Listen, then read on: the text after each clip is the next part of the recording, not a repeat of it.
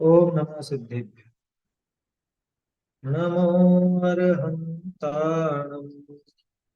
नमो सिद्धाणं। नमो आयर्याणं। नमो उवज्झायाणं। नमो लोये सव्वसाहुणं। समय सार जिन देव हैं, जिन प्रवचन जिन वाणी, नियम सार निर्ग्रंथ गुरु करें कर की। आदरणीय बाबूजी जुगल किशोर जी युगल द्वारा विरचित ये देवशास्त्र गुरु पूजन है। इस पूजन में अपनी चर्चा कल पुष्प नैवेद्य और दीप के छंद पर चली थी। नैवेद्य के संबंध में भी अपन ने ये बात देखी कि अनादिकाल से पांचों इंद्रियों के विषय भोगों के प्रति मेरी आसक्ति बनी रही। उनकी प्राप्ति के उपाय में ही लगा रहा, उनको भोगने में लगा रहा। और कभी कभी योग से जैसे भाव हुए वैसा ही बाहर में बनाव बन भी गया, तो वो भोगों की प्राप्ति भी हुई, लेकिन उन भोगों से भी इच्छा की पूर्ति नहीं हुई। इच्छा का जो दुख है वो दुख समाप्त नहीं हुआ। आकुलता हमेशा बनी ही रही। इच्छा की जो खाई थी, तृष्णा रूपी खाई, वो तृष्णा की खाई हमेशा रिक्त की रिक्त ही रही, उसमें कोई पूर्ति हुई नहीं। किसी भी तरह से सुधार आया नहीं, जीवन में दुखी दुख बना रहा। इसलिए अब अतीन्द्रिय सुख का पान करने, भगवान से प्रेरणा लेने के लिए, उस नैवेद्य को समर्पित करके वो प्रेरणा लेने के लिए आए। दीपक के संबंध में भी बात आई थी कि आज तक मेरा मेरे चैतन्य सदन में, मेरा जो ये चैतन्य निवास है, इसमें अज्ञान का ही अंधकार फैला हुआ था। और श्रुत ज्ञान का दीपक बुझा हुआ ही था। क्यों बुझा हुआ था? क्यों बुझा हुआ था? कि सच्चे देव शास्त्र गुरु का योग मिला नहीं, सच्ची बात बताने वाले मिले नहीं, इसलिए वो श्रुत ज्ञान का दीपक हमेशा बुझा रहा। अथवा ये श्रुत तो मिला, लेकिन इस श्रुत का वो श्रुत ज्ञान रूप परिणमन, मतलब भाव श्रुत ज्ञान जिसे अपन सम्यक ज्ञान भी कहते हैं, उस रूप परिणमन नहीं हो पाया, तो दुखी ही बना रहा। इसलिए हे प्रभु, अब मैं आपके सामने ज्ञान का प्रतीक यहाँ समर्पित करने आया हूँ। ऐसी बात यहाँ थी। बोलो। नेवेद वाले में आया था ना, वहां पे एक चरणों में व्यंजन अर्पित कर, वहां पे ये किया था पंचेंद्रिय मन के शटरस तज। तो उसकी थोड़ी हाँ, डिटेल बता। नहीं, चरणों में व्यंजन अर्पित कर तो सही है। पंचेंद्रिय मन के षटरस तज पहले था, शुरू में वैसा लिखा था।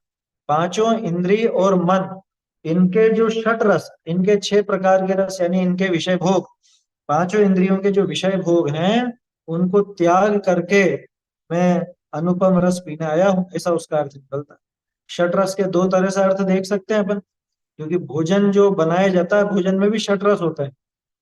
6 रस होते हैं ना, रस परित्याग करने वाले वो 6 दिन के 6 रस छोड़ते हैं, तो वो भी षटरस कहलाते हैं। और पांच इंद्रिय और मन, इनके रस यानी इनके विषय भोग, उनको त्याग करके अनुपम रस पीने आया हूं, ऐसा वहां था। लेकिन वहां पे वो तजकर में हीनता वाली भावना आती है ना, तो हीनता का भाव ना आए द्रव्य के संबंध में, इसलिए यहाँ पे पंक्ति बदल करके चरणों में व्यंजन अर्पित कर ऐसा किया। ऐसा परिवर्तन फिर वहां। चलिए, आगे देखना है अपने को अब। तो अब हम पहले ये छंद बोल लेते हैं सभी, इसके बाद फिर आगे बढ़े। केवल रवि किरणों से जिसका संपूर्ण प्रकाशित है अंतर, उस श्री जिन वाणी में होता तत्वों का सुंदरतम दर्शन। सदर्शन बोध चरण पथ पर अविरल जो बढ़ते हैं मुनिगण, उन देव परम आगम गुरु को शत शत वंदन, शत शत वंदन। इंद्रिय के भोग मधुर विष सम, लावण्यमयी कंचन काया। यह सब कुछ जड़ की क्रीड़ा है, मैं अब तक जान नहीं पाया। मैं भूल स्वयं निज वैभव को, पर ममता में अटकाया हूँ। अब निर्मल सम्यक नीर लिए मिथ्यामल धोने आया। जड़ चेतन की सब परिणति प्रभु अपने अपने में होती। अनुकूल कह प्रतिकूल कह, यह झूठी मन की वृत्ति। प्रतिकूल संयोगों में क्रोधित होकर संसार बढ़ाया है। संतप्त हृदय प्रभु चंदन सम, शीतलता पाने आया। उज्ज्वल हूँ कुंद धवल हूँ, प्रभु पर से न लगा हूँ क्यों किंचित।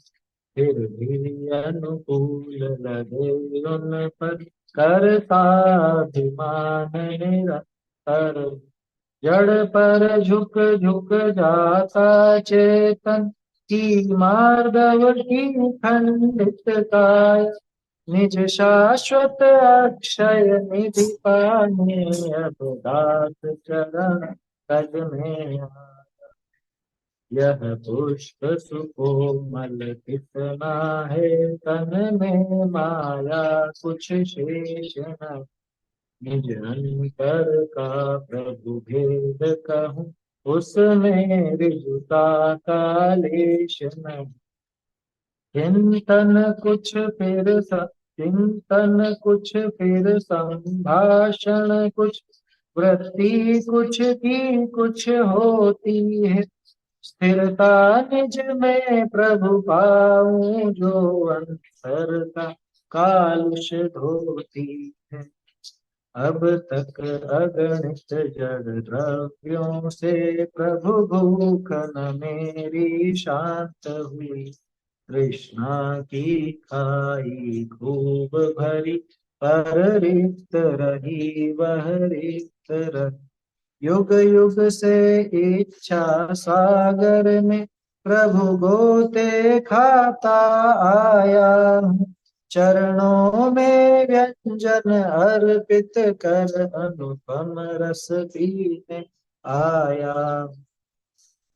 जग के जड़ दीपक को अब तक समझा था मैंने उजियारा। झंझा के एक झकोरे में, जो बनता घोर तिमिरकार।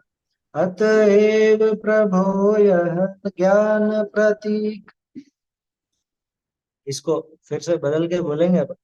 मेरे मेरे चैतन्य सदन। चैतन्य सदन में, प्रभु चिर व्याप्त भयंकर अंधियारा। श्रुत दीप बुझा है करुणा निधि, बीती नहीं कष्टों की कार। अतएव प्रभो यह ज्ञान प्रतीक समर्पित करने आया हूँ।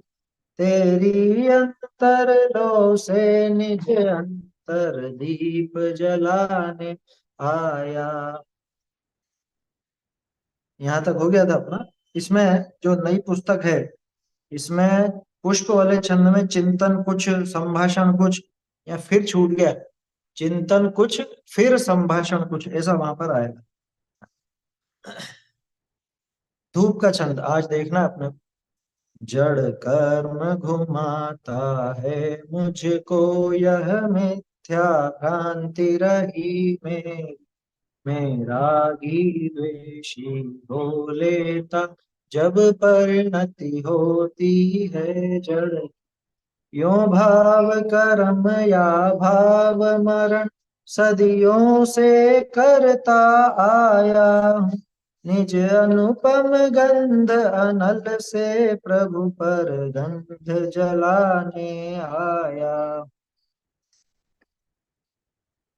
देखिए, इस छंद को समझते हैं। जड़ कर्म घुमाता है मुझको, ये भी एक और भ्रांति अपन ने देखा है। लगभग हर छंद में कुछ ना कुछ अलग सिद्धांत, कोई ना कोई ऐसी मिथ्या मान्यता, उसका प्रयोग यहाँ पे बाबूजी ने किया है। और छंद के साथ भी उसको बराबर बिठाया, मतलब उस द्रव्य के साथ कोई ना कोई संबंध बिठाया। जड़ कर्म घुमाता है मुझको, यह मिथ्या भ्रांति रही मेरी। आज तक मेरी ऐसी मिथ्या भ्रांति, भ्रांति वैसे ही मिथ्या होती है, ये मिथ्या मान्यता मेरी बनी रही। क्या बनी रही? जड़ कर्म घुमाता है। कि आज तक जो कुछ भी किया कि कर्म के उदय से ऐसा हुआ, कर्मों ने ऐसा कर दिया। आया समझ में? भाई खुद के ऊपर तो जिम्मेदारी ली नहीं कभी, और कर्मों की अधीनता ही माने रखी कि कर्म जैसा करेंगे, जैसे कर्म का उदय होगा वैसा ही तो होगा ना, हम क्या कर सकते। किसी से ये भी कहा जाए कि भाई थोड़ा पुरुषार्थ करो, मंदिर में आओ, स्वाध्याय करो, और उसको प्रेरणा दिया, कि हम क्या करें, कर्म ही ऐसे हैं, हमारे कर्म का उदय ही ऐसा है। तो कर्मों की अधीनता ही चाहता है, मतलब उसको उसमें एक बहाना मिल जाता है। अधिकांश जीवों की ऐसी प्रवृत्ति रहती है कि कुछ भी बुरा अपने ऊपर नहीं लेना चाहते, बुरे की जिम्मेदारी खुद के ऊपर नहीं लेना चाहते। गड़बड़ हुई, कुछ बुरा हुआ, गलत हुआ, तो इसने किया, इसने किया, जो किया इसने किया, हमने थोड़े ना किया, हमारी क्या गलती। पता नहीं क्यों ऐसी एक हीन ग्रंथि अंदर में बैठी रहती है लगभग सभी जीवों के, अरे मेरी क्या गलती, इसकी वजह से हुआ है, तो इसने ऐसा किया। हम तो खूब ही सुधरना चाहते हैं, लेकिन ये कर्म हमको सुधरने नहीं देते। और फिर भगवान के सामने स्तुति भी बोलते, भूदरदास जी ने बनाई ना, अहो जगत गुरु एक, सुनिए अर्ज हमारी, उसमें है खूब। मैं तो एक अनाथ, है ऐसा भोला बन करके आ गया, मैं तो एक अनाथ, ये मिल दुष्ट घनेरे। और फिर ये भी कह रहे, इनको नेक बिगाड़ मैं कछु नहीं कियो जी, मैंने कुछ भी नहीं बिगाड़ा है। बिन कारण जग माही, बिन कारण जग माही, मोहि दियो दुख भारी, ऐसे ऐसे सब बातें लिखी उसमें। इन्होंने कर्मों ने मुझे बांध करके इस संसार में पटक रखा है, मैंने तो कुछ बिगाड़ा नहीं। बोलो, तो उन्होंने गलत लिखी कि देखो वो तो एक स्तुति का प्रकार है, वहां तो व्यवहार से इस तरह की बात भी आ जाती है। भूधर दास जी को क्या एक कर्ता कर्मों, सॉरी, कर्मों की व्यवस्था क्या मालूम नहीं थी क्या, कि जीव किसकी वजह से अटक रहा है, ये सब क्या ज्ञान नहीं था? पूरा ज्ञान था उनको। ये तो एक शैली होती है कवियों की। चक्कर क्या है, बोलने वाला उसको वैसा का वैसा ही समझ लेता है। ऐसा वैसा का वैसा इसलिए समझ लेता है क्योंकि उसका भाव निकालना सीखा ही नहीं। स्वाध्याय करे तो वो स्तुति का भाव निकलना निकाल पाए, लेकिन स्वाध्याय की रुचि नहीं है। महान विद्वानों ने, आचार्यों ने किस ढंग से कैसे क्या समझाया है, वो समझने की न तो इसको फुर्सत रहती है, न समझना चाहता है। इस वजह से मन गढ़ंत वैसे अर्थ निकाल लेता। भक्तामर की कैसी दुर्दशा करी लोगों ने, सब स्वाध्याय के अभाव में ही हुई। इतना सुंदर स्तोत्र है, इतना बढ़िया स्तोत्र है, लेकिन नाश कर दिया लोगों ने उसको तंत्र मंत्र का साधन बना लिया। और तरह तरह के, इससे ये रोग दूर हो जाएगा, इससे ये रोग दूर हो जाएगा, इससे ये वाली परेशानी दूर हो जाएगी, हर एक छंद में ऐसा बैठा। उसको एक स्तुति के रूप में देखा ही, स्तवन कैसे किया जाता है और भगवान की के स्तवन में किस तरह की बात की जाती है, उसको इस तरह से समझा ही नहीं। तो आज तक मेरी ये मिथ्या भ्रांति बनी रही कि जड़ कर्म घुमाता है मुझको। अच्छा, एक और चीज, लोगों को पहले के जमाने में अपन देखेंगे तो स्वाध्याय के नाम पे कर्णनियोगी पढ़ा जाता था, या प्रथमानियोग, बस दो ही चलते थे। अध्यात्म की बात तो कम ही चलती थी, है ना। मैंने पहले भी आप लोगों को बताया ना, हम लोग जैसे पुराने हस्तलिखित ग्रंथ देखते थे, तो जो अध्यात्मिक ग्रंथ है, समय सार, प्रवचन सार, नियम सार, सबसे अच्छी कंडीशन में मिलते थे वो, सबसे अच्छी कंडीशन, क्योंकि खुलते ही नहीं थे, एकदम साफ सुथरे ऐसे। और जो पुराण है, सबसे ज्यादा गले हुए पेज उनके मिलेंगे, या फिर जो समझ लीजिए कर्णानियोग के ग्रंथ है उनके मिलेंगे। विद्वान लोग कर्णानियोग पढ़ के विद्वत्ता समझते थे, और सामान्य जन प्रथमानियोग पढ़ के अपनी स्वाध्याय की तीसरी कर लेते। अध्यात्म से लेना देना दोनों को ही नहीं था। क्योंकि विद्वत्ता बघारने में अध्यात्म थोड़ा ही चाहिए, उसमें तो तरह तरह के कि हमको ये भी पता है, ये भी पता है, ये भी सिद्धांत मालूम है, उसमें विद्वत्ता नजर आती है। देखो ध्यान रखना, कर्णानुयोग पढ़ने का निषेध नहीं कर रहे हैं, अपन उस बात का कारण ढूंढ रहे हैं कि लोगों को ये मिथ्या भ्रांति रहती क्यों है। जड़ कर्म घुमाता है मुझको, मेरी सारी दुर्दशाओं की, मेरी सारी तकलीफों की वजह अगर कोई है तो ये कर्म है। ये दिमाग में कैसे बैठा? इसलिए बैठा कि एक तो आदत इसकी ऐसी है कि बुरा कुछ भी अपने माथे नहीं लेना चाहता, वो अपन ने देख। दूसरा ऐसा कि जिनवाणी पढ़ने के नाम पर इसने वो कर्मों की व्यवस्था ही देखी है ना। जिनवाणी के अभ्यास के नाम पर कोरा कर्णानुयोग थोड़ा बहुत पढ़ लिया, कर्मों का वो देख लिया, और बस इसको एक मिल गया शिकार कि जिसके ऊपर ही अपना सारा भला बुरा थोप सके कि हाँ ये बढ़िया। तो कर्म को पकड़ लिया इसने कि ये कर्मों ने करा, ये चोरी किसने करी कि कर्मों ने करी, ये अपराध किसका कि ये कर्मों का, जो कुछ किया इन कर्मों ने किया। हमने क्या किया? हम तो बेचारे चुपचाप बैठे हुए थे, जो किया इन कर्मों ने किया। अरे ये कौन समझेगा बताओ? कि थारो ही अपराध चूक तो कर्म अचेतन आंधो। ये कर्म तो अचेतन है, कर्म अंधा है, अपराध तो तेरा ही है ना। कर्म विचारे कौन, भूल मेरी अधिकाई, अग्नि सहे घन घात लोह की संगति पाई। पूजा में दे दिया ये, आया समझ में? पूजन में ये पंक्ति जो है, वो विद्वान भी समझे ना इस बात को, क्योंकि लोगों के दिमाग में ये छाया हुआ था कि जो कुछ है कर्मों का किया हो। तो दिक्कत क्या है कर्मों का कहने में? कर्मों का उदय तो है ही सही ना, फिर दिक्कत क्या है?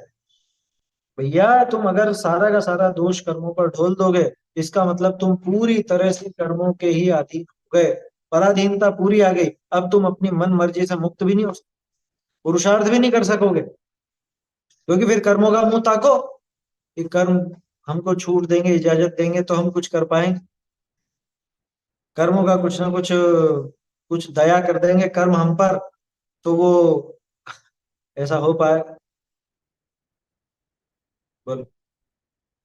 ये सबसे भारी बात है, ये सबसे बड़ा नुकसान है कर्मों पर दोष देखने का। भाई जहाँ निमित्त निमित्तिक की बात चले, निमित्त निमित्तिक ढूंढना हो, या किस तरह से वो कारण कार्य व्यवस्था बैठती है वो सब देखना है, यानी क्या क्या परिस्थितियां होती है उस पूरे काम में, उसके लिए वो कर्मों का ज्ञान ठीक है। लेकिन ये क्या बात हुई कि तुमने जो देखा वही वही कर्मों के ऊपर ढोल दिया? ये क्या करें साहब, हमारे तो कर्म का ऐसा होता है। फिर ऐसे भजन बन जाते हैं, मैं तो आऊं तुम दर्शन को कर्म शत्रु आवे आड़े। हैं? हे भगवान, मैं तो तुम्हारे दर्शन करने आना चाहता हूँ, लेकिन ये कर्म रूपी शत्रु आड़े आ जाते हैं तो आ नहीं पाता। यही तो बहाना बनाते हैं लोग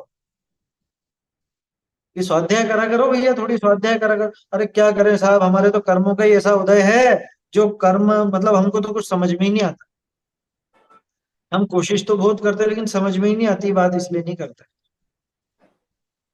कि तूने समझने का प्रयास कब किया।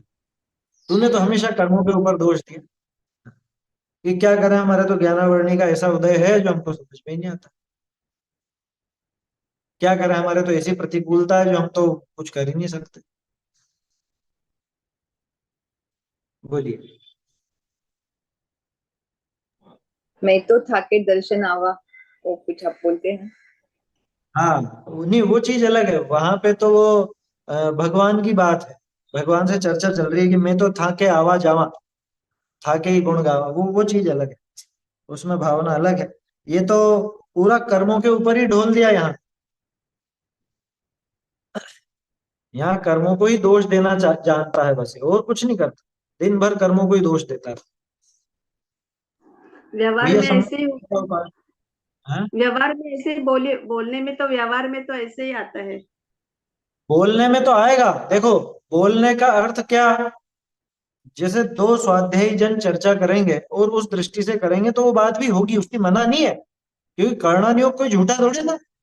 बात यह है कि वो कर्मों को निमित्त कह रहा है, निमित्त मान रहा है, या उन्हीं पर कर्तृत्व थोप देता है निमित्त कहते हुए भी। क्योंकि होशियार बहुत हो गए हैं अपन अपन बात कर्मों की करेंगे, निमित्त के रूप में करेंगे, ये तो निमित्त है निमित्त है, लेकिन निमित्त कह करके भी कर्तृत्व उसी पर ढोलना चाहते हैं।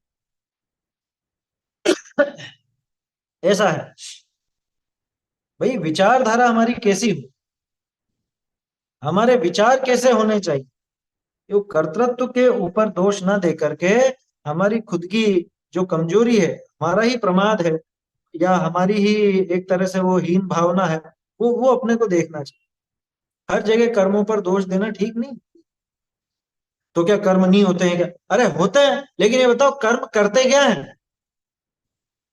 कर्म तो बंधते हैं और उदय देते हैं, उदय में आते हैं, उनके निमित्त से वैसा वैसा बनाव बनता है। इसमें कर्मों ने किया क्या? और अगर कर्मों पे ही दोष देना भी चाहता है तो ये बता, कर्मों को बुलाया किसने? ये बुलाया किसने, न्योता किसने दिया कि साहब ये गुंडे हमको बहुत परेशान कर रहे हैं, ये बदमाश रोज रोज हमारे घर पर आ जाते हैं और हमारा सब भोजन खराब कर देते हैं, खत्म कर देते हैं? ये बता, बुलाया किसने? पहला न्योता किसने दिया था?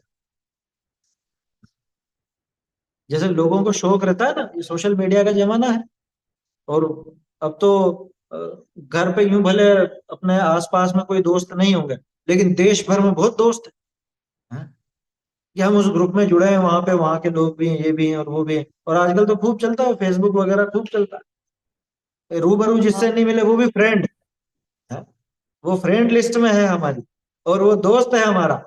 ठीक है, अब किसी से ऐसे इसने दोस्ती कर ली, ठीक है ना, और दोस्ती कर ली, अब वो तो बार बार फोन लगा है इसको, और फालतू की बातें, आधा घंटा, पौन घंटा, 1 घंटा, 2 घंटा, 3 3 घंटे तक फालतू की बातें।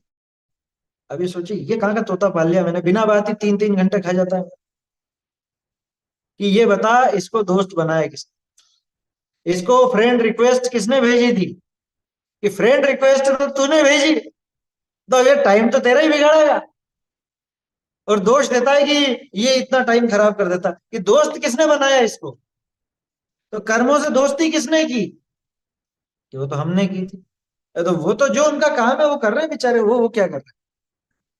कर्म का काम ऐसा है कि वो कार्मण वर्गणा रूप होने के बाद आकर के चिपकते हैं, बंधते हैं, एक क्षेत्र होगा संबंध होता है, बाद में समय पा करके उनका उदय आता है और खिर जाते हैं। यही काम हो रहा है, इसके अलावा क्या कर? यानी बाहर में ये सब चीजें मिलती हैं और ये सब होता है, क्योंकि वो वस्तुएं उनके हिसाब से परिणमन करती है। इधर कर्म का निमित्त लग जाता है, लग जाता है माने निमित्त कहने में आता है। कर्म का परिणमन पूरी तरह से कर्म में हो रहा है, बाहर में वस्तुओं का परिणमन पूरी तरह से उन वस्तुओं में ही हो रहा है। न वो कर्म के अधीन है, न कर्म उनके अधीन है। ये पक्का मानना क्या कि पुण्य के उदय में रुपया आया? गलत। पुण्य का उदय पुण्य के उदय में है, रुपये का परिणमन रुपये में है। भारी लगेगी थोड़ी सी बात, इसको समझने की कोशिश करना। क्या कार्मण वर्गणाएं उस आहार वर्गणा रूप उस रुपए पैसे को खींच करके ला रही है? वो तो नहीं ला रही है। वो कर्म कहाँ पे, ये बताओ, पुण्य का उदय कहाँ पे है? यहाँ पे बंधा हुआ है, यहाँ बंधा है ना, आत्मा के साथ एक एक एक क्षेत्र का संबंध है, तो यहाँ पे बंधा हुआ है, यहीं पर उदय दे रहा है। और उधर क्या हो रहा है कि उधर वो आहार वर्गणा, वो नोट रूप आहार वर्गणा, वो किसी और की जेब में से निकल करके यहाँ पे उस नोट में वो क्रियावती शक्ति है, वो स्वयं अपनी क्रियावती शक्ति से वहां से यहाँ पर आ रहा। ठीक है ना? और इधर ये कर्म का उदय इसके हिसाब से यहाँ पर चल रहा है, और हमने ऐसा समकाल देख करके या ऐसा वो परिणमन देख करके हमने क्या कह दिया कि पुण्य के उदय से पैसा आया। जबकि वास्तविकता क्या है? पुण्य के उदय से पुण्य खिरा। क्या ये वास्तविकता है? उदय माने क्या होता है? कर्म का उदय आया तो क्या होता है कि कर्म खिर जाता है। भुक्त रसम फलम प्रभुंजेति, भुक्त रस होने के बाद वो फल देता है और खिर जाता है। द्रव्य संग्रह में है ना, भुक्त रस माने कि उसका फल निकल गया, रस निकल गया उसका, कर्म ने यहाँ पे फल दिया। कहाँ पे फल दिया? रुपये में। ये फल यही देता है, यहीं पे बंधा है, यहीं पे उसका परिपाक होता है और पक करके खिर जाता है। इसको बिल्कुल ऐसे समझो जैसे पेड़ पर कोई फल लगता है, पेड़ पर वो फल रहता है जितने उसका रहने का काल है ना, जितना रहने का काल है उतना वो रहता है, और उसके बाद में वो खिरता है। पकने के बाद क्या होता है? पकने के बाद फल खिरता है। बस ऐसे ही पकने के बाद क्या होता है? कर्म खिरता है। तो कर्म के उदय से क्या हुआ? कि कर्म के उदय से कर्म खिरा, कि कर्म के उदय से जीव दुखी नहीं हुआ, नहीं हुआ। मैं बिल्कुल आपको अध्यात्म की बात बता रहा हूं अभी, है ना। कर्म के उदय में क्या हुआ कि कर्म के उदय में तो कर्म खिरा। कर्म के उदय से जीव दुखी नहीं हुआ कि नहीं हुआ, जीव अपने खुद के परिणाम से दुखी हुआ है, जीव अपनी खुद की योग्यता से दुखी हुआ है। दुखी होना वो जीव का काम है, वो कर्म का काम नहीं। और वो बाहर की वस्तु कि उसका परिणाम उसके हिसाब से हुआ है। वो रुपये का आना या जाना, रुपये का तो उदाहरण है, कोई सी भी वस्तु लगा ले, कर्म की वजह से रुपया नहीं आता। वे भिन्न द्रव्य अपने अधीन परिणाम। ये फिर आगे भी तो लिखा है, या कर्मोदय के अधीन, कि वो व्यवहार से कहा गया, वो निमित्त देख करके कहा गया। वास्तव में तो यही बात है कि वो अपने अधीन ही परिणमते हैं। आया समझ में। अनादि निधन वस्तुएं भिन्न भिन्न अपनी अपनी मर्यादा सहित परिणमती। मर्यादा की बात चली थी ना, इस पूजा में ही तो चली थी अपनी। जड़ चेतन की सब परिणति प्रभु अपने अपने में होती। कर्म की परिणति कर्म में होती है, जीव की परिणति जीव में होती है, और बाहर में जो वस्तुओं का आना या जाना वो उन्हीं के हिसाब से उनमें ही होता है। दोनों उनमें में ऐसी अत्यंत योग्यता अत्यंत है। अभाव है ना उसमें, दोनों में हाँ, अत्यंत। अत्यंत भाव, बिल्कुल अत्यंत भाव। अब बोलो क्या किया कर्म ने? और आज तक मेरी मान्यता क्या चली थी, जड़ कर्म घुमाता है। मैंने तो कर्मों को ही पकड़ लिया कि भाई ये कर्म ही है सारे के सारे मेरे दुख के कर्म, या कर्मों की वजह से ही मैं ऐसा हूं। बताओ कैसा कर्म का उदय रहा हो और जब जीव ने सम्यक दर्शन नहीं लिया हो। जो बुरे से बुरे पाप का उदय भी हो ना, सातवें नरक का ले लो, स्वयंभू रमण समुद्र का ले लो, कोई अच्छी दशाएं तो नहीं है वहां। तो सातवें नरक का नारकी भी अगर सिर्फ कर्मों के माथे ही बैठा रहे, अरे क्या करूं, मैं तो कर्म का ऐसा उदय है और वैसा उदय, तो क्या सम्यक दर्शन प्राप्त करेगा? सातवें नरक का नारकी भी ऐसी विपरीतता में सम्यक की प्राप्ति कर लेता है। क्यों कर लेता है? क्योंकि वो कर्मों को जानता ही नहीं, वो कर्मों की तरफ देखता ही नहीं। अच्छा, तिर्यंच भी मनुष्य से जल्दी कर लेता है ना, तिर्यंचों की संख्या ज्यादा है ना सम्यक दृष्टियों की मनुष्य से। व्रतियों की संख्या ज्यादा है तिर्यंचों। क्यों? क्योंकि उनके पास फालतू का बोझा नहीं है, उसकी वो फालतू की मान्यता नहीं चल रही कि कर्मों ने मुझे रोक रखा, उसके है ही नहीं कर्मों की थ्योरी उसके दिमाग। हमने ये पढ़ा, देखो ये नहीं कह रहा हूं कि वो कर्मों की थ्योरी बिल्कुल गलत या ऐसा वैसा, वो बात नहीं चल रही। बात ये चल रही है कि उसको पढ़ करके भी हमने सार क्या निकाला, उसको पढ़ करके हमने सार ये निकाला कि कर्मों पे दोष देते। ये हमारी मिलावट कर दी हम। आचार्यों के उस कथन में, आचार्यों के उस वर्णन में, कर्मों के वर्णन में हमने हमारी खोटी बुद्धि लगा दी। हाँ देखो देखो, कर्मों की वजह से हमारी ये दोष, जबकि आचार्य ने ऐसा नहीं कहा है। समझ? तो जगह जगह समझाते रहता है कि भैया ये व्यवहार से कथन है, निश्चय से कथन है, अथवा इसमें क्या व्यवस्था बनती है, ये सारी बात है। धवला जी में है ना, या शायद किसमें, घुमट साहब जी में, वो निगोदिया जीव निगोद से क्यों नहीं निकल पाता। अब ज्यादातर का जवाब ये आएगा कि वो कर्म का उदय ऐसा ही है उसके, बेचारे की क्या करे, निगोद से क्यों नहीं निकल पाता, कर्म का उदय ऐसा है। वहां क्या लिखा भाव कर्णानियोग के ग्रंथ में, भाव कलंक प्रचुर। भाव कलंक सुपौरा निगोय वासमण मुंचे। बताओ, कर्णानियोग में लिखा आचार्य देव ने।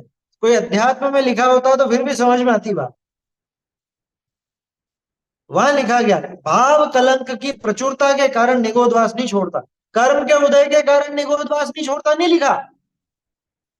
क्या लिखा? भाव कलंक की प्रचुरता, थारो ही अपराध चूक, तो अपने उस अपराध की वजह से, अपने उस भाव कलंक रूप अपराध की वजह से वो निगोदवास नहीं छोड़ता। और हमारी क्या मान्यता चलती है कि हमको तो जड़ कर्मों ने पकड़ रखा है, जड़ कर्म घुमाते हैं हमको चारों गतियों में। समझ में आ रही है बात? बोलो। यहाँ पे आपने बोला था कर्मों के उदय से कर्म खीरा। आश्रय हाँ, संबंधित भूल में भी आपने बोला था कि अगर कर्मों के उदय हमको दुख देते तो सबसे ज्यादा दुखी अनंत प्रभु होते हैं। नहीं नहीं, ऐसी बात कहाँ ली। कर्मों का आश्रव से, आश्रव से और अगर दुखी होते तो उदय से नहीं बोला। हाँ कर्मों के आश्रव से अगर दुख होता तो फिर सबसे ज्यादा दुखी अरहंत होते। क्यों? क्योंकि आश्रव उनका हमसे ज्यादा होता है। कर्मों का आश्रव उनके बहुत ज्यादा है, उदय की बात नहीं। ये अलग बात है, वो अलग चर्चा है। खीरा मतलब निर्जरा। हाँ, खिरा खीरा माने का मीन निर्जर। खिरने का अर्थ निर्जर। खिरना, नष्ट होना, गल जाना, समाप्त होना, कुछ भी कह सकते हो। बोलो। जैसा आपने पुण्य के उदय में पैसे का घटित किया, वैसे पाप उदय में कैसे घटित करेंगे? मतलब पाप के जो उदय थे वो मेरे एक एक क्षेत्र अवगाह संबंध से उनका उदय हुआ, निर्जरित हुए, और जो बाहर निमित्त से जो दुख हुआ, तो उसका मतलब उसका क्या मतलब, वो उसमें उस कैसे दुख हुआ का क्या कैसे करेंगे? उसको ऐसे लेंगे ना कि जैसे शरीर में रोग हुआ, ठीक है, इधर पाप का उदय, असाता वेदनी का उदय, तो असाता वेदनी का जो उदय आ रहा है वो तो असाता वेदनी खिल रहा है ना। और इधर शरीर में जो भी रोग है, कोई गांठ हुई, कोई फोड़ा हुआ, कैंसर वगैरह कुछ भी हुआ, एक्स वाई जेड, तो वो किसका परिणमन है? कि वो शरीर का परिणमन है। शरीर में योग्यता है तो हो रहा है ना। जिसमें योग्यता होगी उसी में तो होगा। शरीर में उस रूप होने की वैसे विपरीत परिणाम, विपरीत हम हमारी भाषा में बोल रहे हैं, उस विपरीत परिणमन की योग्यता है तो वो विपरीत परिणमन हो रहा है। तो शरीर का परिणमन वो शरीर के अनुसार चल रहा है, इधर असता वेदनी का परिणमन असता वेदनी के अनुसार चल रहा है, और जीव अपने हिसाब से दुखी हो रहा है या नहीं हो रहा? नहीं कैसे होगा? कि मुनिराजों को क्या रोग नहीं होते? देखो, तीन जगह काम हो रहा है, तीन जगह, और हम गड़बड़ क्या करते हैं? हम उन तीनों को मिक्स कर देते हैं आपस में। और ऐसे उदाहरण मुनिराज जैसे या सातवें नरक का नारकी जैसे, इन उदाहरणों से पता चलता है कि तीनों काम अलग अलग। कर्म का उदय चल रहा है, उस उदय में रोग भी हो रहा है, लेकिन जीव तो दुखी हो ही नहीं।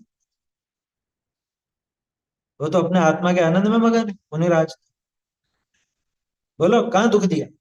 अगर कर्म दुख देते तो फिर इतने इतने जो उपसर्ग जयी अथवा अंतःकृत केवली हुए हैं, वो फिर अनंत सुखी कैसे होते? अगर कर्म का उदय दुख का कारण हो तो कर्म का उदय तो उनके भी है।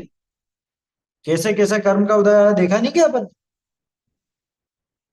वो चिलाती पुत्र मुनिराज का, सुकौशल स्वामी का, सुकुमार स्वामी का, गज कुमार जी का, इनके मुकाबले क्या कर्म, क्या पाप का उदय है आपके बताओ? इनके मुकाबले क्या पाप का उदय है? बिल्कुल भी नहीं। पांच पांडवों का घाणी में पेल दिए गए ऐसे वो मुनिराज का, उनके मुकाबले तो कुछ भी पाप नहीं है, मतलब उदय नहीं है वैसे। लेकिन हम तो भी दुखी और वो उसमें भी सुखी। इसका अर्थ क्या निकला?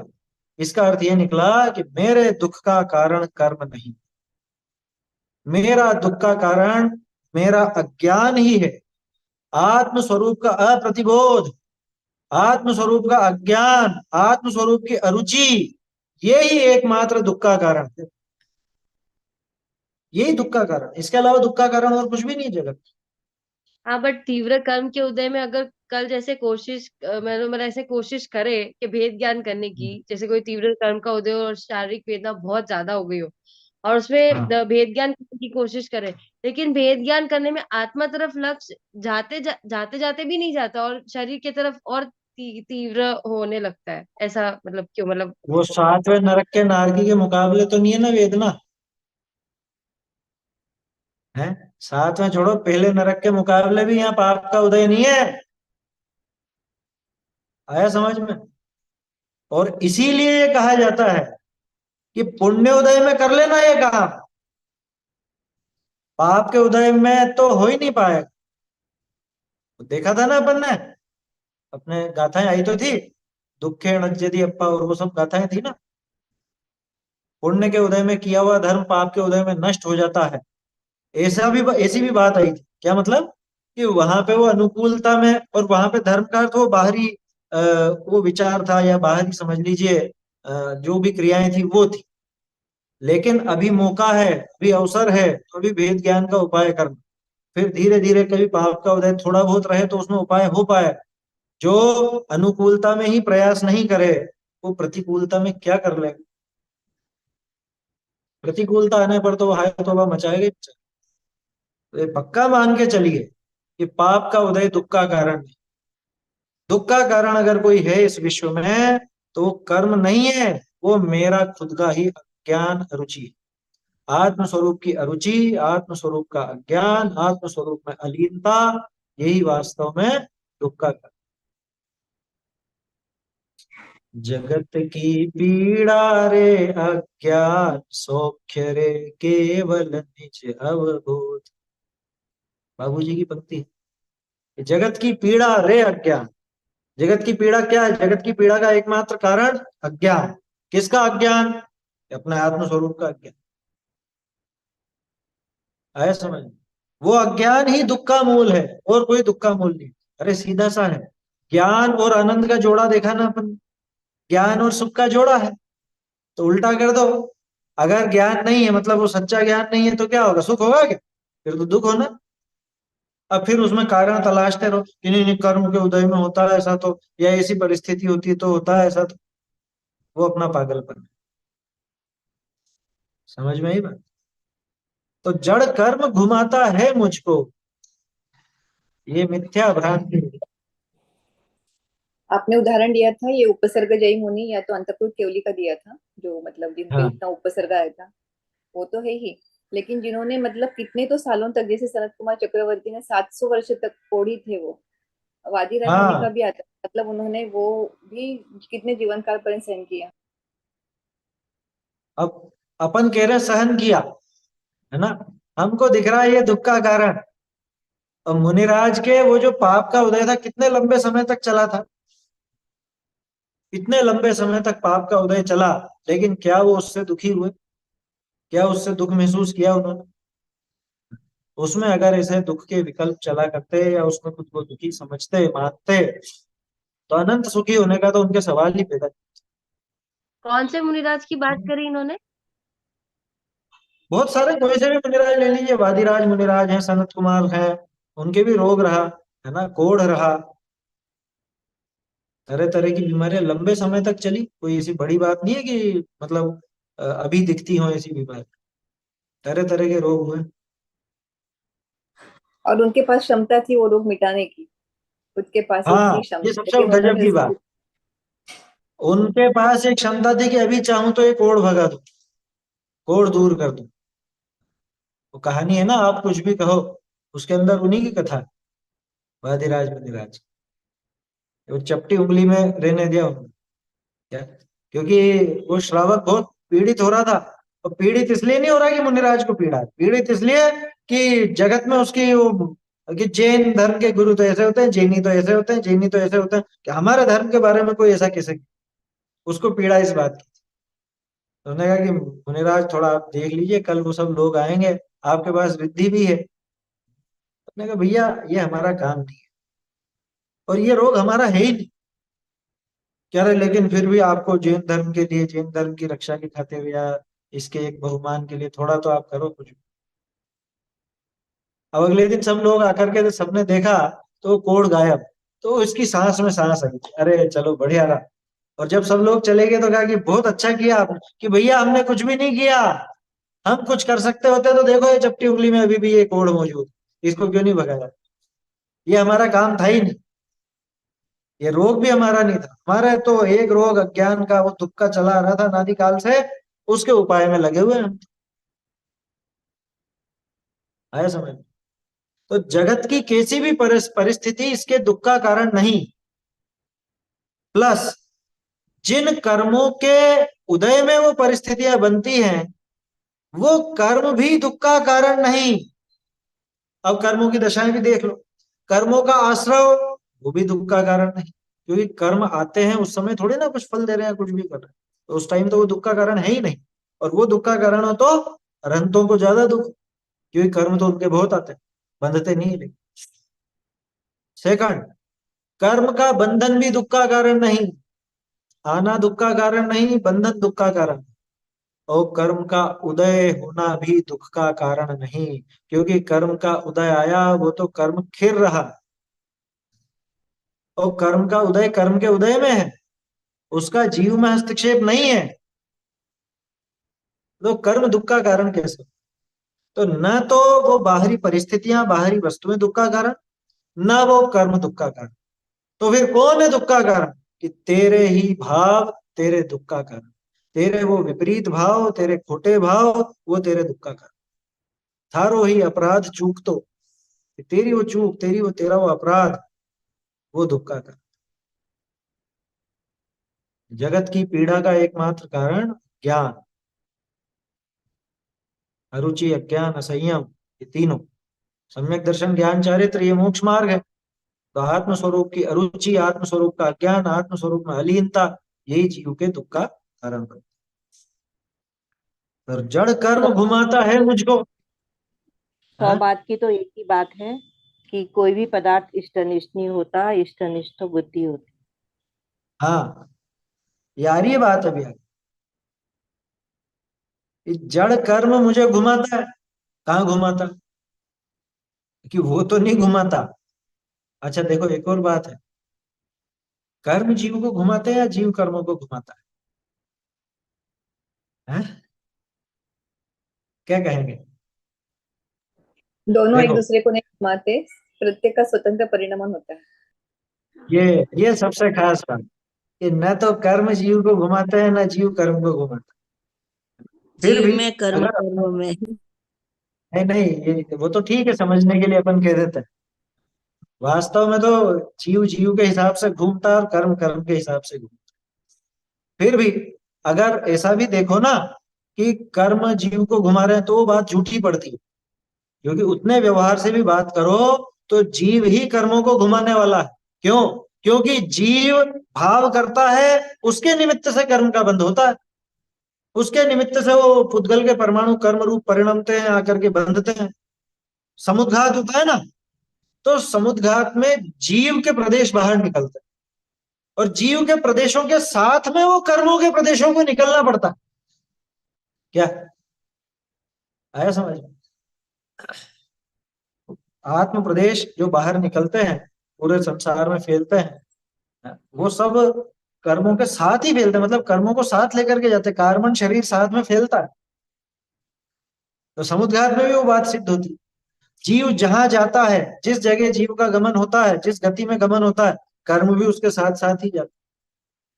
तो बोलो, जीव कर्मों को घुमा रहा है कि कर्म जीव को घुमा रहा है?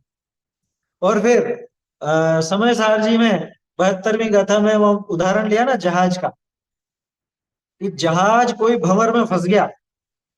अब बताओ वो कैसे निकले? कि जहाज खुद तो नहीं निकल सकता, भंवर उसको छोड़े तभी वो जहाज निकल सकता है ना? अब ये बताओ, जहाज कौन और भंवर कौन? जीव और कर्म में से, जीव और कर्म में से जहाज कौन है और भंवर कौन? वहां आचार्य देव ने भंवर कहा जीव को, कि कर्मों के भंवर में जीव फंसा हुआ, ऐसा नहीं। जीव के भावों के भंवर में ये कर्म फंसे हुए हैं, ये कर्मों का जहाज फंसा हुआ है। अब जब ये इनको जाने देवे, जब ये छोड़ने, इनको छोड़े, तब जाके ये छूटेंगे विचार, इनकी दशा तब सुधरे कर्मों की। समझ में ही बात? ऐसा लेना। तो जीव ने कर्मों को घुमाया है, अगर उस व्यवहार से देखें तो भी। वास्तविक बात तो यह है कि न तो जीव ने कर्मों को घुमाया, न कर्मों ने जीव को घुमाया। जीव जीव के हिसाब से घूमा, कर्म कर्म के हिसाब से घूमे। घूमे माने वो भटके, या उनका जो भी परिणाम हुआ वो सब घूमना ले। तो जड़ कर्म घुमाता है मुझको, ये मिथ्या भ्रांति रही मेरी, अनादिकाल से मेरी ये मिथ्या मान्यता मेरी बनी रही। मैं रागी द्वेषी हो लेता। अब जो बात आ रही थी, कौन सी? अभी जो आपने कही कि वस्तु तो कोई भी इष्ट अनिष्ट होती नहीं है, इष्ट अनिष्ट तो बुद्धि होती। यही बात अपन पहले भी पढ़ चुके हैं। पहले आई थी ना, अनुकूल कहें प्रतिकूल कहें, यह झूठी मन की वृत्ति है। वैसी बात यहाँ कि जड़ कर्मों ने घुमाया। तो अब जड़ कर्मों ने घुमाया तो फिर जैसी भी दशा बनी, मैं रागी हो गया, द्वेषी हो गया। पहले क्या था यहाँ, मैं रागत द्वेष किया करता, उसको बदला बाबूजी ने। रागत द्वेष किया करता के स्थान पर मैं रागी द्वेषी हो लेता। एक सहज प्रवाह ऐसा बना कि ये कर्मों का उदय आया, और मैं उसमें राग द्वेष आदि मेरे वो भाव होने लगे। मैं उनका कर्ता नहीं हूं वास्तव में, मेरा वो कर्तृत्व नहीं है, पर हो गया, ऐसा बनाव बन गया। बोलो, आप चलने के करता हो ना, और गिरने के कि नहीं गिरते हम जान करके नहीं गिरे, हम तो फिसल गए। चलते तो हम हैं, है ना। और फिसलना तो अपने आप हो जाता है कि भैया जब फिसलना अपने आप हो रहा है तो चलना भी अपने आप ही हो। तो मैं राग द्वेष किया करता नहीं, मैं रागी द्वेषी हो लेता। ये ऐसा हो गया, ऐसा बनाव बन गया, जड़ कर्मों का ऐसा उदय आया, कर्मों का ऐसा उदय आया, वो कर्म में रहा, लेकिन परस्पर ऐसा कुछ संबंध बना कि इधर तो कर्मों का वो उदय आना हुआ, और इधर मेरा वो राग द्वेष रूप परिणमन, मैं रागी द्वेषी हो गया। कर्मों ने किया कि नहीं, कर्मों ने। अब कोई कह सकता है कि लेकिन जब भी जीव के राग द्वेष होते हैं तब वो चारित्र मोहनी का उदय तो होता ही है ना। चारित्र मोह के उदय के बिना कभी जीव राग द्वेष कर सकता है क्या? चलो कर नहीं सकता, हो सकते हैं क्या? ये चारित्र मोह का उदय हो तभी इधर जीव के राग द्वेष, बिल्कुल सच्ची बात है, कौन मना कर।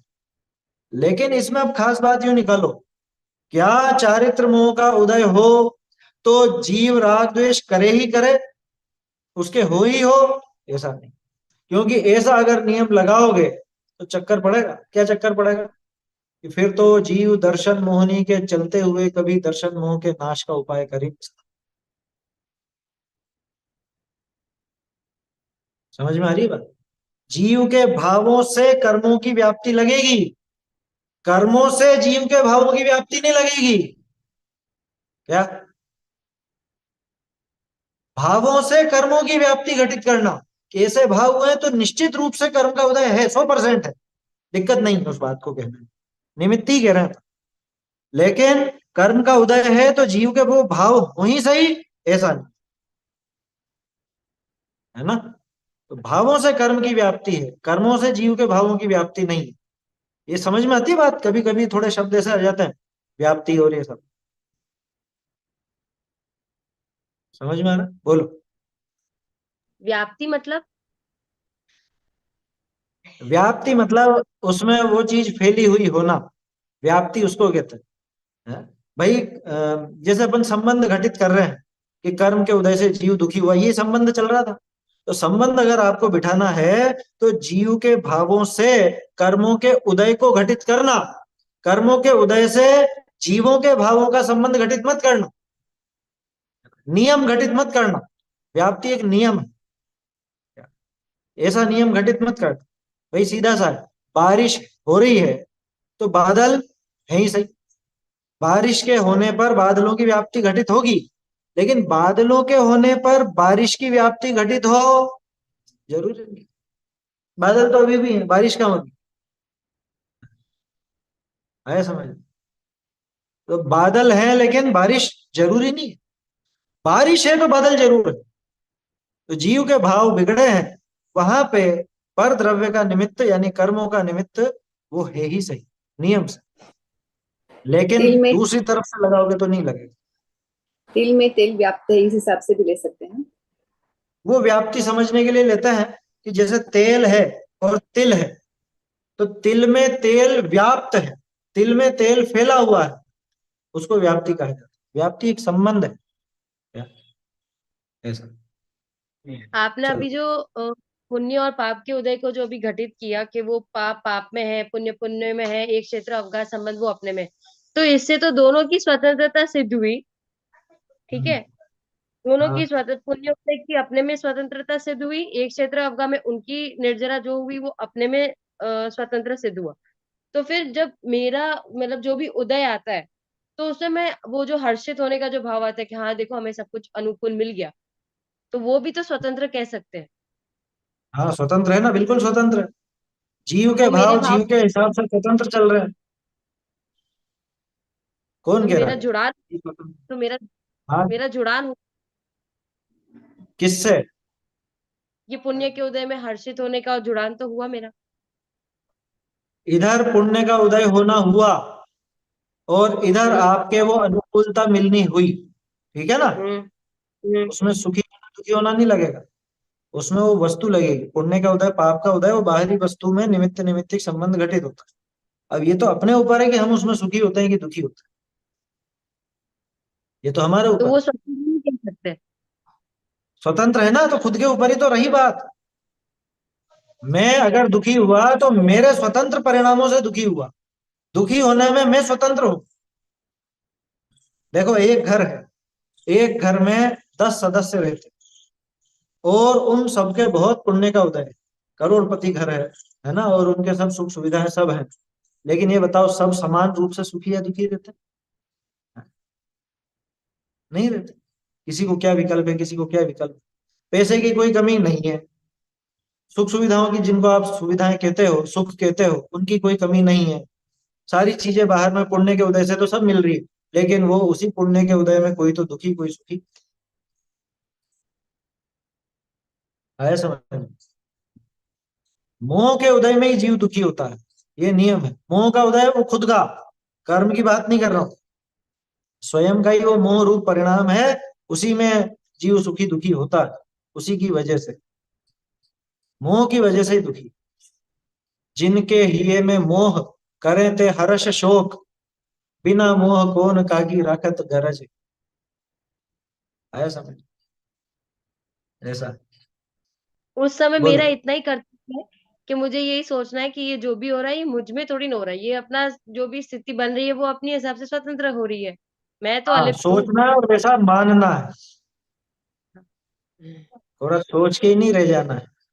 क्योंकि विचार तो खूब करे, निर्णय नहीं निकाले, तो सत्ता स्वरूप में समझाया ना अपने को, तो जे अपने भागचंद जी ने, खूब करे विचार तो खूब करे, तत्व विचार तत्व विचार तत्व विचार, निर्णय कुछ नहीं निकाला। लेकिन कि हाँ ये लड़का भी अच्छा, ये लड़का भी अच्छा, ये लड़का भी अच्छा, ये लड़का भी अच्छा, होगी सब लड़कों का पूरा बायोडाटा देख लिया, सब उनकी खोजबीन कर ली, रात भर यही चर्चा।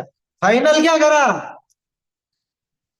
कि रोज रात को बैठेंगे घर वाले और रोज फाइलें निकालेंगे और लड़के देखेंगे, 8-10 लड़कों की पूरी डिटेल छानबीन रोज चलेगी। फाइनल किसको करा? कि नहीं, फाइनल नहीं करा। समझ में आ रही है बात? तो वैसी स्थिति हो जाएगी। पूरा विचार नहीं करना है, विचार के साथ में निर्णय जरूरी। बिना निर्णय के वो विचार किस काम का? कि अपन शादी में ऐसा करें वैसा करें और सब करेंगे क्या, ऐसे बाजे बजवाएंगे हैं और ऐसा बैंड लाएंगे। ये बताओ बैंड वाले को किसको फाइनल करा? और शादी आ गई अब तो माथे पर, और ऐसा होटल बुक करेंगे। अरे बुकिंग करोगे, निर्णय तो करो कौन सा करना। योजनाएं तो खूब ही बनेगी, लाभ क्या हुआ उसका? निर्णय के बिना वो विचार काम करने, विचार के बिना ये शास्त्राभ्यास काम करने, शास्त्राभ्यास के बिना आपके वो पूजा पाठ कुछ काम, और सारी क्रियाएं काम। बोलो।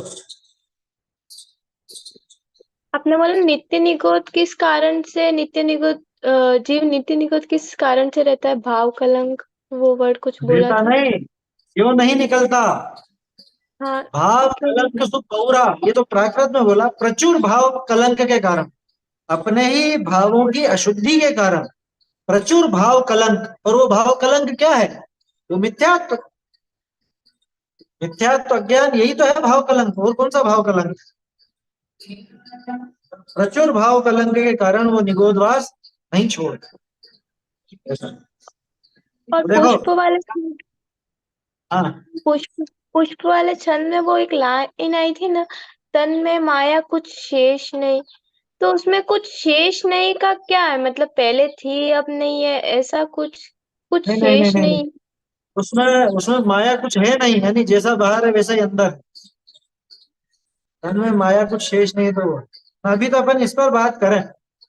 देखो अलग विषय हो ना, उसको अलग से पूछना चाहिए, तो अपना ये विषय टूटता है। अभी इस पर जोर दो, नहीं तो इसका निर्णय नहीं निकलेगा। ये तो एक लड़के को देखते देखते दूसरे लड़के पर पहुंच गए क्या? अभी पहले इसका निर्णय करो। जड़ कर्म घुमाता है मुझको, यह मिथ्या भ्रांति रही मेरी, मैं रागी द्वेषी हो लेता, जब परिणति होती जड़ केरी, अथवा है जड़ की। जब ये जड़ की परिणति होती है, पर द्रव्य की ऐसी परिणति होती है, कैसा परिणमन होता है? कि कर्मों की तरफ से बात कर लो या अन्य द्रव्य की तरफ से बात कर लो, वो कैसा भी परिणमन होता है, मैं उसको अनुकूल या प्रतिकूल कहने लगता हूँ। इष्ट अनिष्ट वो बुद्धि हो जाती है। टोडरमल जी ने लिखा है इष्ट अनिष्ट वस्तु नहीं होती, इष्ट अनिष्ट तो बुद्धि होती है। ये वस्तु कोई अनुकूल या प्रतिकूल है ही नहीं। पीछे भी तो देखा था अपन ने, प्रतिकूल संयोगों में क्रोधित, अनुकूल संयोगों में हर्षित, फिर भी अनुकूल लगे उन पर करता अभिमान। ये सब बातें देखी थी ना, यही बात है। मैं रागी द्वेषी हो लेता कब, जब परिणति होती है जड़ की। ये जड़ की ऐसी परिणति हुई, ये कर्मों की ऐसी परिणति हुई। केरी का मतलब की, वो थोड़ा गुजराती शब्द उसमें डाल दिया था पहले, उस समय सोनगढ़ से आ रहे थे ना, तब पहले ऐसा लिख दिया था होती जड़ केरी। तो बाद में जब संशोधन किया तो इसमें भी संशोधन कर दिया, जब परिणति होती है जड़ की। वो क्या ऊपर से राइमिंग भी बैठ जाती है, भ्रांति रही मेरी और होती जड़ केरी, तो एक अच्छी धुन चलती है।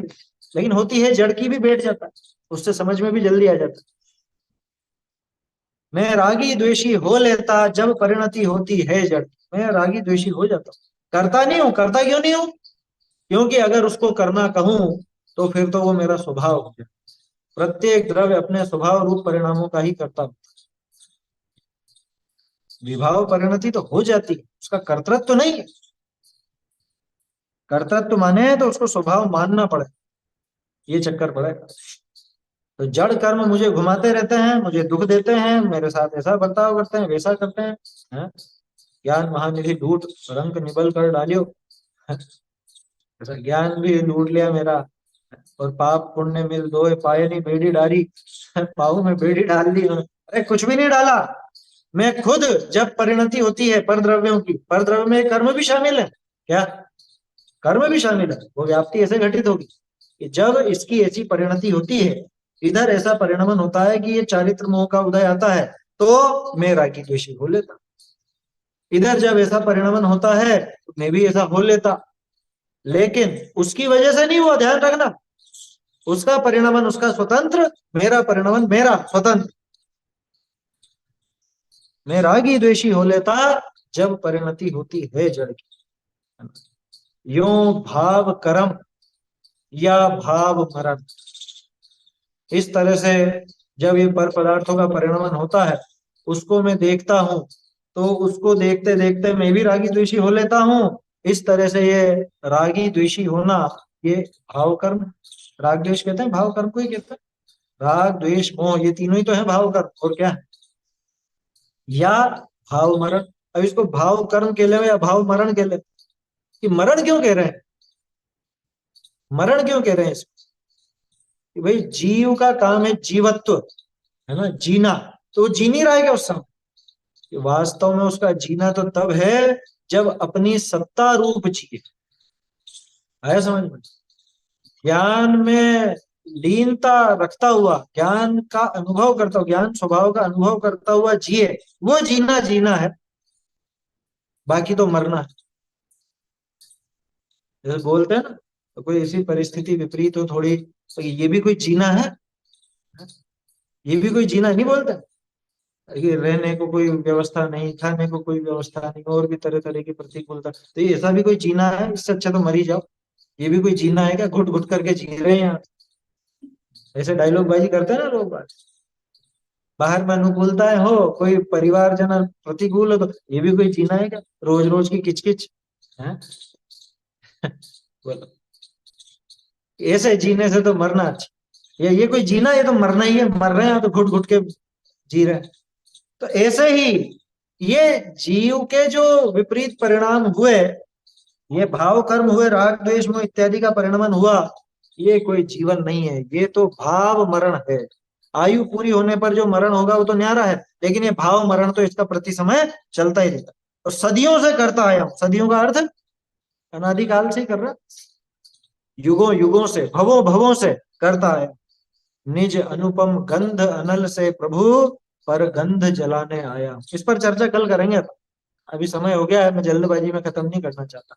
नीचे की जो दोनों लाइनें हैं, इस पर चर्चा कल कर लेंगे। फल का छंद भी कल देख लेंगे। ये भाव मरण इस हिसाब से भी ले सकते हैं ना, हर एक समय में जो कर्म के मतलब आयु का शक्ति रहा है। नहीं नहीं नहीं, यहाँ भाव मरण का अर्थ तो राग द्वेष मोह ही लेना। पर में आयु का एकत्व क्षय होना, उसको तो द्रव्य मरण ही कहते हैं। वो द्रव्य मरण ही है। कोई एक ही बार में आयु नहीं खिरती, प्रति समय आयु का खिरना वो द्रव्य मरण, ये तो भावों का ही मरना। पर वस्तु में एकत्व ममत्व का निरंतर भाव करना वो भाव मरण कहलाता है क्या? हाँ, वो भाव मरण कहलाए। हर वस्तु में एकत्व ममत्व होगा तो राग द्वेष भी होगा ही होगा, 100% होगा, इसलिए वो भाव मरण। ठीक है, कल करेंगे और शेष चर्चा।